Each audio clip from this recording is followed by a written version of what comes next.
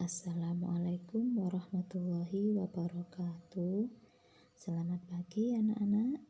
Bagaimana kabarnya hari ini? Mudah-mudahan kalian semua dalam keadaan sehat walafiat meskipun belajarnya masih di rumah. Hari ini kita lanjutkan materi berikutnya, yaitu tema 1, subtema 2, pembelajaran 3, manusia dan lingkungan. Sebelumnya, mari kita berdoa terlebih dahulu. Mudah-mudahan apa yang saya sampaikan nanti membawakan manfaat dan menambahkan ilmu pengetahuan kita semua.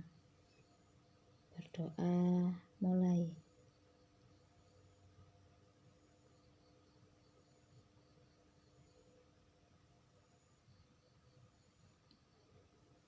Sekarang sudah siap ya untuk belajar bersama-sama. Kalian perhatikan dua gambar peta Indonesia berikut ini. Ini peta Indonesia tetapi berbeda. Yang pertama itu peta umum dan yang kedua peta khusus. Penjelasannya, peta umum ini merupakan peta yang menggambarkan suatu daerah secara umum. Contohnya seperti ibu kota, kenampakan alam, atau kenampakan buatan daerah tersebut. Sedangkan peta khusus ini merupakan peta yang menggambarkan hal-hal khusus dari suatu daerah. Misalnya peta kepadatan penduduk, peta persebaran suku, dan lain sebagainya.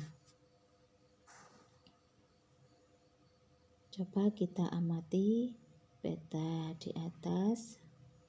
Terlihat dapat diperoleh data sebagai yang pertama, pulau manakah yang paling padat penduduknya di Indonesia? Pulau yang padat ini menunjukkan warna merah, yaitu ada di Pulau Jawa. Berikutnya, pulau manakah yang paling sedikit penduduknya di Indonesia? Ini ditandai dengan warna hijau tua, yaitu ada di Pulau Papua. Nah, yang ketiga, berdasarkan jumlah kepadatan penduduk Provinsi Lampung, ini Provinsi Lampung ada di Pulau Sumatera, yaitu 200 sampai 599 orang per kilometer persegi. Yang keempat, berapakah jumlah kepadatan penduduk Provinsi Papua Barat? Papua Barat yaitu di warna hijau tua, yaitu kurang dari 10 orang per kilometer persegi. Nah, dari informasi di atas diketahui jumlah penduduk yang tinggal di Pulau Jawa lebih besar daripada pulau lain. Padahal jika dilihat dari luas wilayahnya, Pulau Jawa lebih kecil daripada pulau lain.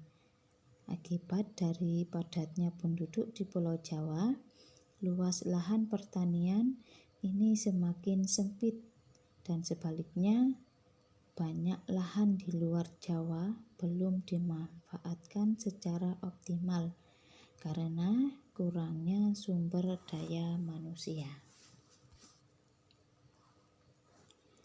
Selain keragaman suku bangsa, Indonesia ini juga dianugerahi keberagaman agama. Saat ini ada 6 agama yang diakui oleh pemerintah untuk dianut oleh masyarakat, yaitu Islam, Katolik, Buddha, Kristen, Hindu, dan Konghucu. Kalian bisa dilihat dari gambar peta. Di situ ada persebaran agama. Nah, dilihat dari peta, ini mayoritas di Indonesia beragama Islam. Berikut ini peta suku bangsa. Nah, dilihat dari suku bangsanya, penduduk Indonesia ini terdiri atas berbagai suku bangsa.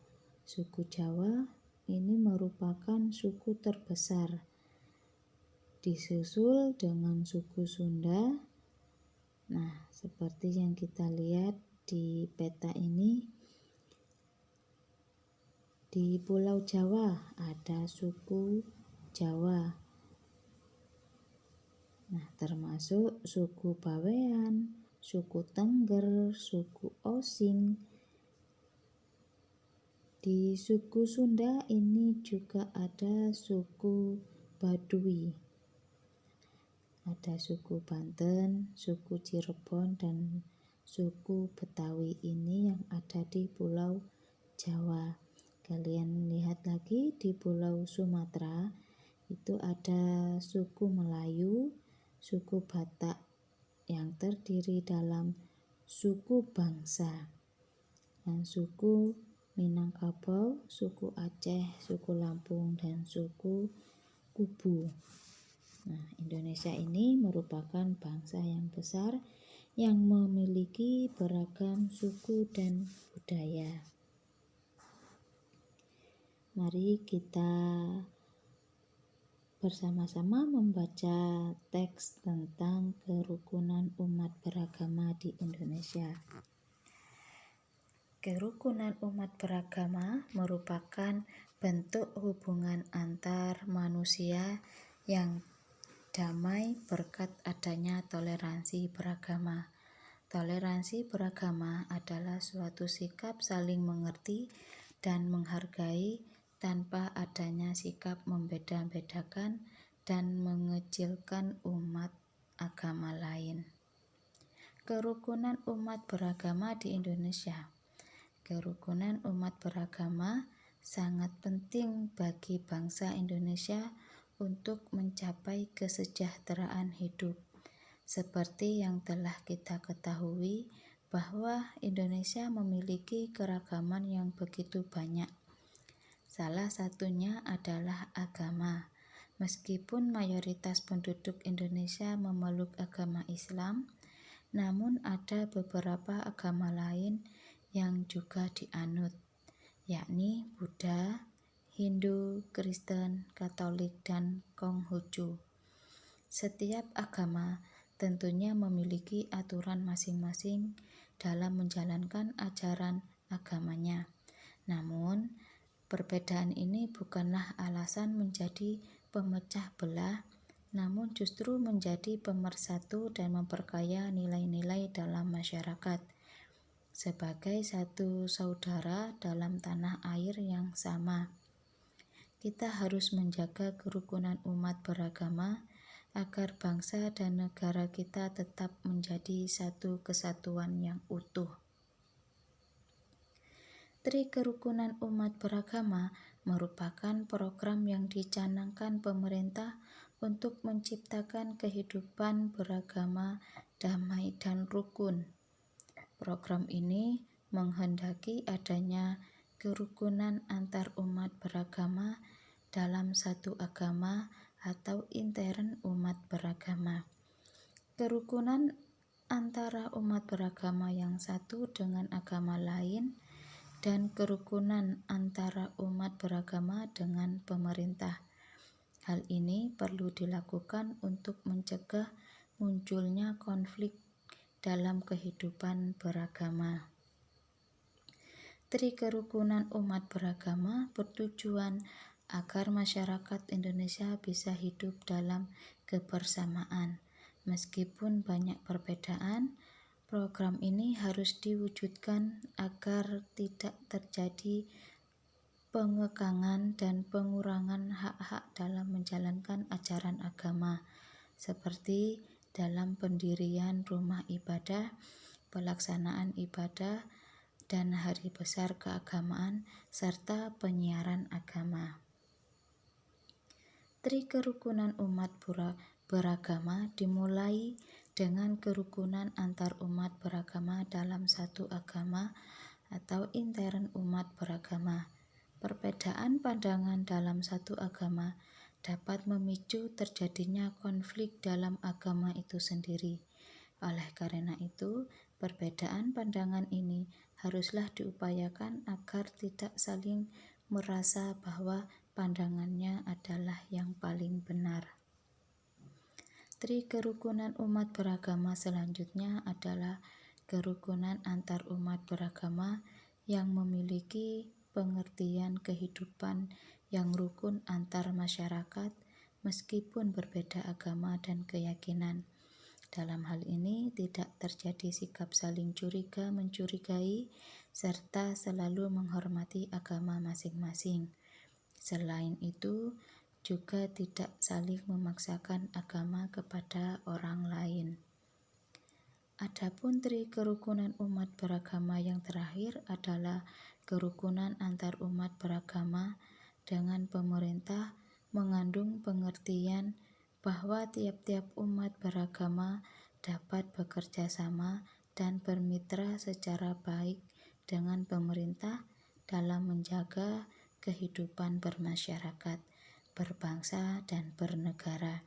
Dalam hal ini, para tokoh agama pemerintah sangat diperlukan perannya dalam mencari solusi yang baik tanpa mengurangi pihak manapun. Nah, dari bacaan di atas tadi, mari kita bersama-sama mencoba mencari paragraf. Setiap paragraf mencari ide pokoknya. Paragraf pertama, ide pokoknya merupakan kerukunan umat beragama merupakan bentuk hubungan antar manusia yang damai berkat adanya toleransi beragama. Paragraf kedua, ide pokoknya kerukunan umat beragama sangat penting bagi bangsa Indonesia untuk mencapai kesejahteraan hidup. Paragraf ketiga, kerukunan umat beragama merupakan program yang dicanangkan pemerintah untuk menciptakan kehidupan beragama damai dan rukun. Paragraf keempat, ide pokoknya kerukunan umat beragama bertujuan agar masyarakat Indonesia bisa hidup dalam kebersamaan meskipun banyak perbedaan. Paragraf kelima, ide pokoknya kerukunan umat beragama dimulai dengan kerukunan antar umat beragama dalam satu agama. Paragraf keenam, ide pokoknya kerukunan umat beragama selanjutnya adalah kerukunan antar umat beragama yang rukun antar masyarakat meskipun berbeda agama dan keyakinan. Dan yang paragraf ketujuh, ide pokoknya kerukunan umat beragama yang terakhir adalah kerukunan antar umat beragama dengan pemerintah. Nah, setiap sila dalam Pancasila ini memiliki nilai-nilai luhur yang berbeda satu sama lain. Di bawah ini merupakan nilai-nilai luhur Pancasila. Yang pertama, ketuhanan yang Maha Esa, ini bebas memeluk agama dan beribadah sesuai dengan agama dan keyakinan. Nah, contohnya memeluk agama sesuai keyakinan. Contoh berikutnya menjalankan perintah agama dan menjauhi larangannya. Nah, sila yang kedua, kemanusiaan yang adil dan beradab. Ini memiliki nilai-nilai luhur, yaitu berteman dengan siapa saja tanpa membedakan latar belakangnya serta saling tolong-menolong. Contohnya, membantu korban bencana alam, berteman tanpa memandang suku, ras, dan agama. Dan contoh selanjutnya, saling mencintai antar sesama manusia. Sila yang ketiga, Persatuan Indonesia. Ini memiliki nilai-nilai luhur yaitu gotong royong dan bekerja sama dalam kegiatan kemasyarakatan.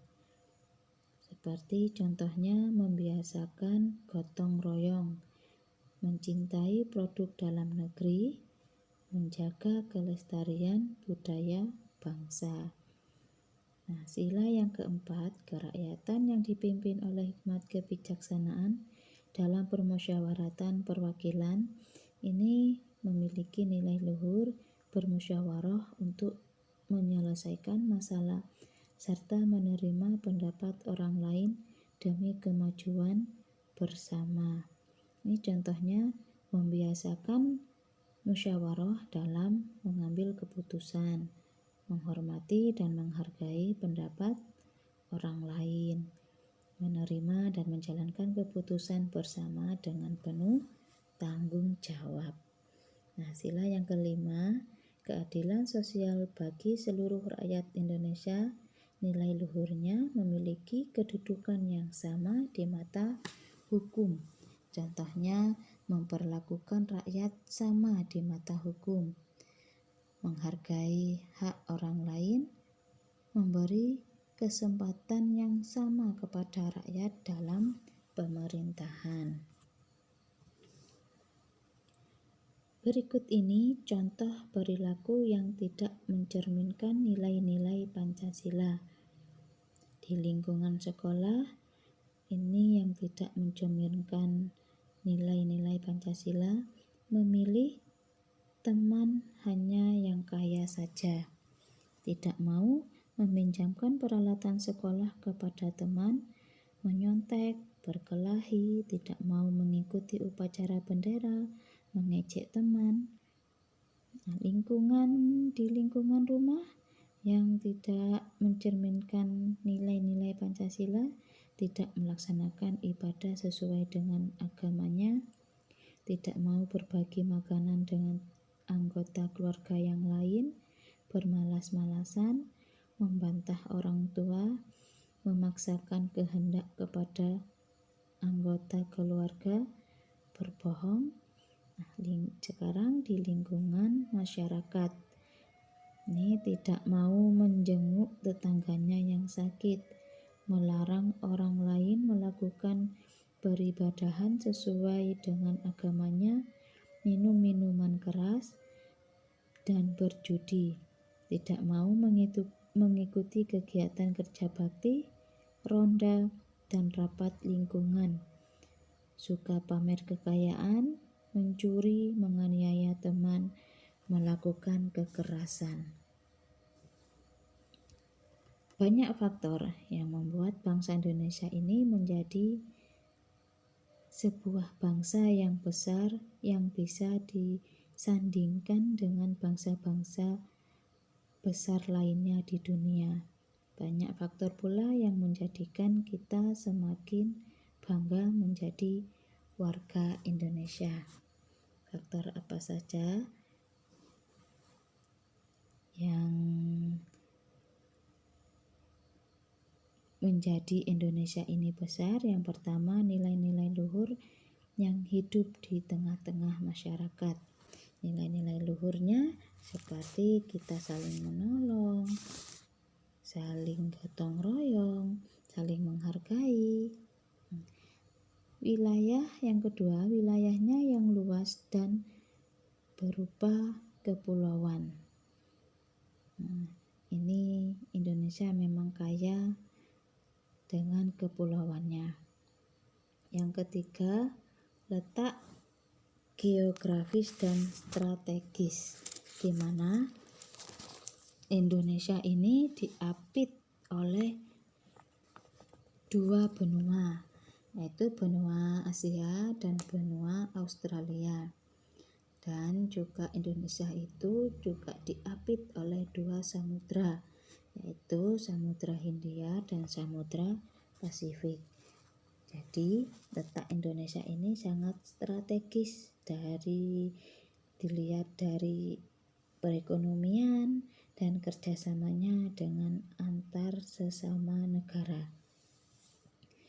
Yang keempat, besarnya jumlah penduduk.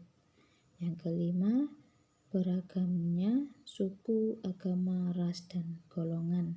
Tadi sudah dilihat dari peta yang sebelumnya ya, dilihat banyaknya suku yang ada di Indonesia. Dan yang keenam, beragamnya budaya, sosial, dan ekonomi.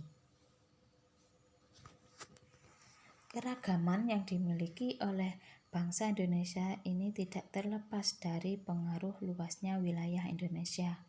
Wilayah Indonesia berupa kepulauan yang terdiri atas pulau besar dan kecil, baik yang berpenghuni maupun yang tidak berpenghuni.